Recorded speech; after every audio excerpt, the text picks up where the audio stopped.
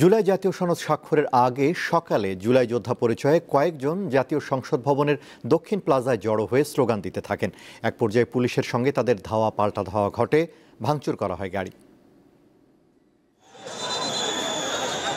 শুক্রবার সকালে জাতীয় সংসদ ভবনের দক্ষিণ প্লাজায় জুলাই সনদ স্বাক্ষর অনুষ্ঠানের মঞ্চ ঘিরে উত্তেজনা দেখা দেয়। জুলাই যোদ্ধা পরিচয়ে শতাধিক ব্যক্তি মঞ্চের সামনে অবস্থান নেন। জুলাই আন্দোলনে অবদানের রাষ্ট্রীয় স্বীকৃতি ও আইন সুরক্ষা সহ বিভিন্ন দাবিতে স্লোগান দেন তারা।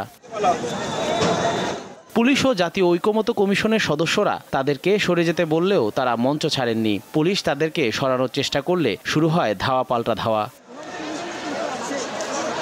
পরে বিক্ষোভকারীরা মানিক মিয়া এভিনিউতে অবস্থান নেন এবং পুলিশের উপর ইট পাটকেল ছোড়েন, ভাঙচুর করেন গাড়ি।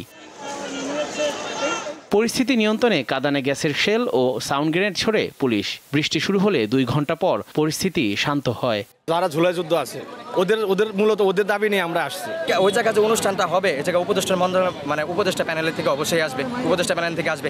আচ্ছা, তোমরা তো আমাদের রক্তের উপরে বসে আছো, আমাদের কিছুই নাই, অধিকার নাই ওই জায়গায় যাওয়ার।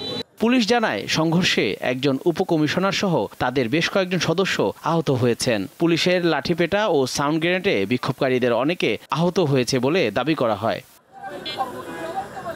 দুপুরে জাতীয় ঐকমত্য কমিশনের সহসভাপতি অধ্যাপক আলী রিয়াজ জুলাই সনদের অঙ্গীকারনামার একটি ধারা সংশোধনের কথা জানান। এই ধারাটি নিয়ে আপত্তি ছিল জুলাই যোদ্ধাদের। এই স্বপ্ন, সেই প্রত্যাশা, সেই চেষ্টার স্মারক যতটুকু আমরা অর্জন করেছি। জুলাই জাতীয় সনদ স্বাক্ষর অনুষ্ঠান ঘিরে সেনা ও পুলিশ সদস্যরা জাতীয় সংসদ ভবন এলাকা নিয়ন্ত্রণে নেন।